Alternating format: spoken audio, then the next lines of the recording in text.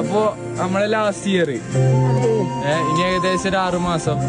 അതിന്റെ ഇടയിൽ നമുക്ക് എക്സാം ഉണ്ട്, ലീവുണ്ടാവും.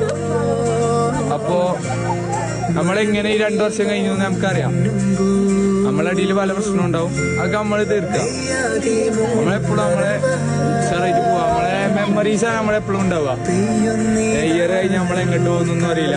അപ്പോ നമുക്ക് നമ്മുടെ ഈ 3 വർഷത്തെ കാലയളവിൽ കിട്ടിയൊരു ട്രിപ്പാണ് ഇപ്പൊ അത്. അപ്പൊ അത് നമ്മളെ പരമാവധി എൻജോയ് ചെയ്യാൻ നോക്കുക. നാളെ കൂടി അപ്പൊ അത് നമ്മളെ പരമാവധി